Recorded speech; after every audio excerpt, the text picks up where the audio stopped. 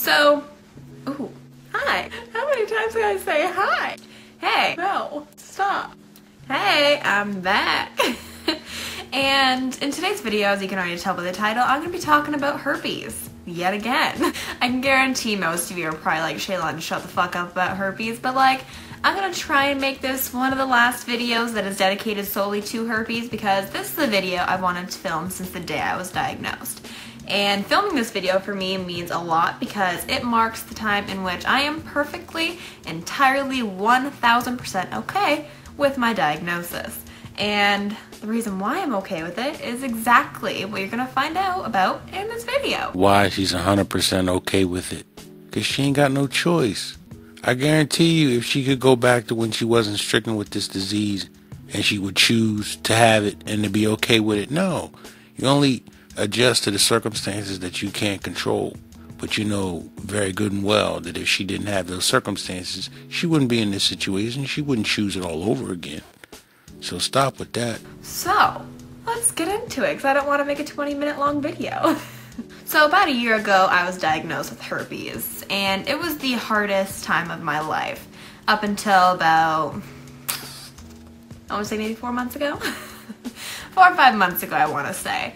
And since then, I've been totally okay with it, but before that, I was a absolute and complete wreck. It was something I just couldn't comprehend, you know, the stigma around it was something that really, really got me.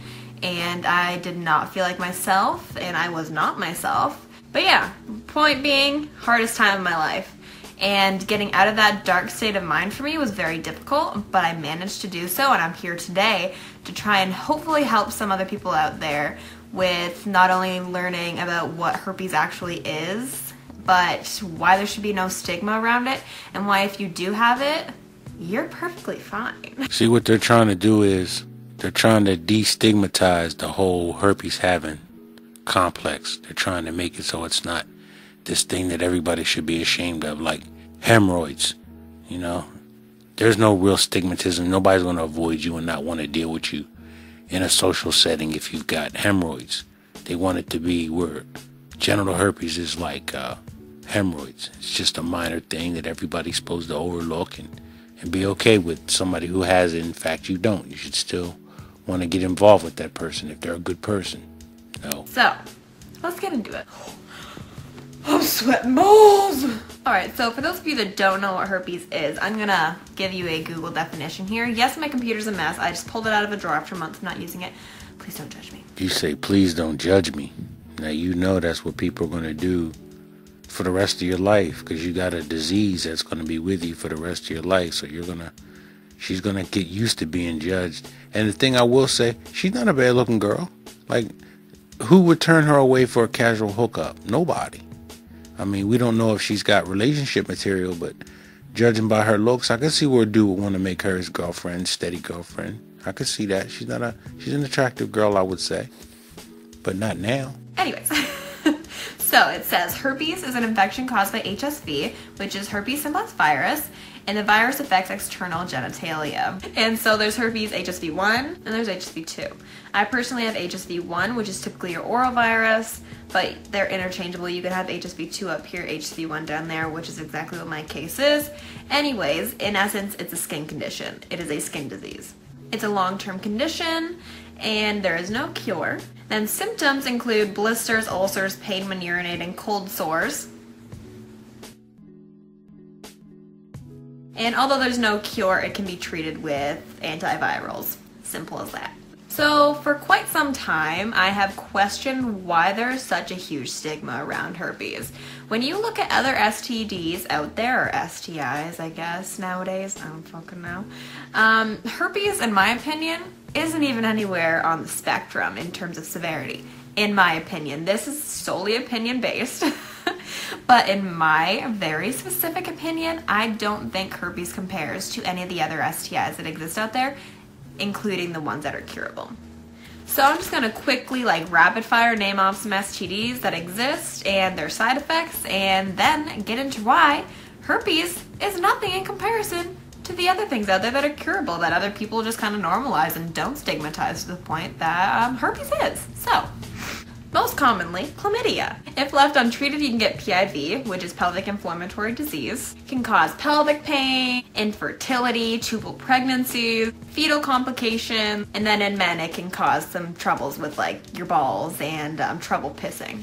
So gonorrhea. This can also cause PIG, the pelvic inflammatory disease, if it spreads to your uterus, etc. Abdominal pain, fever, infertility, ectopic pregnancies can spread to your blood and cause other infections. And these infections can actually result in arthritis and something called dermatitis, which can actually result in life-threatening issues.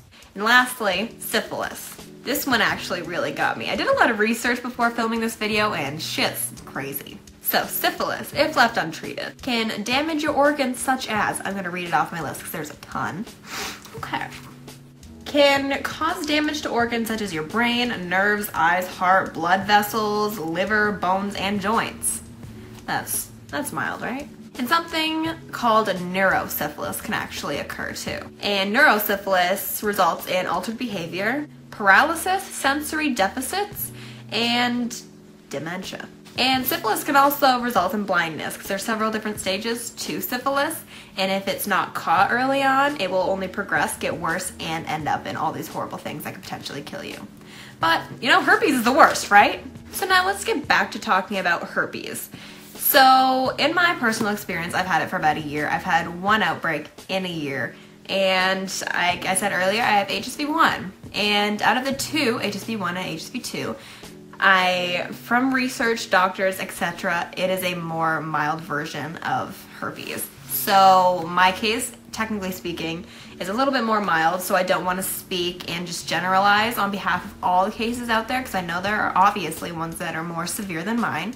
But in this video, I'm basically, essentially comparing to what I know and what I've experienced. So upon doing research, I was trying to find out why herpes has such a bad rep. I'm out here trying to fucking give it a good rep because herpes is just a huge punching bag for the STI world for no apparent reason. And so I dug and dug and dug. I'm like, what the fuck is it about my disease that is so bad to the point where everybody thinks it's absolutely horrible? And really, in all actuality, it boils down to maturity, lack of knowledge, and stupidity. And so upon doing research, I found 0 side effects or things that herpes can actually progress into. So for those of you that don't know anything, the STIs that I just listed prior to, all of those are curable, but if left untreated, they can result in horrible, horrible things, and in some cases, even death. And so with herpes, since it has such a bad rep, you would think it would have some form of end result or progression or something that would give it the name that it does have. And there's jack shit. Want to know what I found out that I already kind of knew because I experienced it firsthand, but I figured there was something more to it that I just didn't know. There's nothing, and the main thing that I found on almost all the pages that I researched was something called, let me clear my throat, emotional and social pain. That's it. So when it comes to herpes, everything that happens throughout this disease is 110% temporary. Yes, it is for life, but the things that you experience are not lifelong things. They come and they go, and generally speaking, they come and go within a week. So, in my experience, the one outbreak that I've had in a year, it was gone in a week. Okay, the symptoms were gone in a week, but the disease itself is not going anywhere. And I take antivirals every single day, which is something that's to suppress and decrease the chance of transmission, sexually, whatever. And that's why they're not going to let a cure for this disease go hit the mainstream public, because there's more disease in, there's more profit in controlling the disease instead of curing it. You know what I mean? They want you on them anti-suppressant drugs, antivirals, or whatever they call them. They want you on those so they keep good money out of you. If you get a cure for herpes, then you won't need to go constantly keep going back and getting medicine. And they also banking on the fact that these people can infect other people too, making more money for them. It brings down that chance of things being transmitted to less than 2%. So In my personal opinion, since this entire video is based off of my opinion, having sex with somebody with herpes who's fully aware of their medical standing is probably a lot safer than going out and having just, aimless, casual sex with people that might not be entirely, fully, totally, and completely in the know. Did I hear her right? Did she say you're safer, or would be a better choice to have sex with someone that knows that they have herpes and is controlling it versus someone who doesn't know anything at all? How about not having sex with anybody, man? That's the only thing out here that can guarantee that you won't have anything transmitted to you. That's the only way. All that other stuff is not 100%. Abstinence is 100% effective. I'm glad seeing stories like this that make me want to stay a MGTOW monk, man. I'm staying one. I'm staying one, man. Because even herpes, tons of people out there have it and don't know, because it not always shows symptoms. So you could have it and not actually know. And with herpes, you can get it in several different ways. So personally, like I said, I have HSV1 and I have it in the genital region. And y'all are probably like, what the fuck? How does that even happen? You can get herpes from oral sex. So if somebody has a cold sore on their mouth, they go down on you, etc., whatever, you can get it that way too. So I'm just still in absolute awe of how herpes can be given such a horrible name. And the people that don't want to take a risk with somebody who has herpes or just, talk shit about it, those are the people that know actually absolutely nothing about it. And personally, a less than 2% chance of transmission doesn't scare me. Well, anything more than a 0% chance, which is anything other than abstinence, scares me.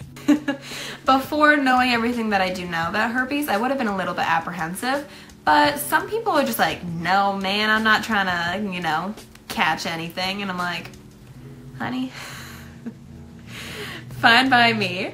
And in all honesty, meeting people like that, you rule out the shitty ones really quick. Because people that aren't capable of looking past something that is, in reality, very minor, is not somebody that you actually need in your life. Wow, she's basically saying that people that are concerned about their health and their well-being are not worth having in your life. Seems like someone who isn't concerned about their health or their well-being is somebody that you don't want in your life. Like, what she's kind of doing is trying to shame people into dealing with her socially because it shows that they're a person of poor character. No, not at all. You're not going to turn it around and make it out to be there's some character flaw with me because I don't want to be involved with you and you've got a permanent sexually transmitted disease. Come on now. And for those of you that didn't know, herpes is so common that this is a US statistic, but over 50% of people actually have herpes. And that's HSV2. HSV1, which is the oral virus, is even more common. So over half of the US population has herpes, and even more than that has oral herpes. Proud to say I've got HSV0. You know what I'm saying? No, I linked this video in its entirety in the description box, and I also linked the video so you guys can read the comments, what people are saying. How many females are talking about they just got diagnosed and their screenshot, they look pretty, that they'd be attractive girls like this girl here. I wouldn't consider her unattractive. I would put her on the attractive side, but knowing her condition, she's not attractive, no.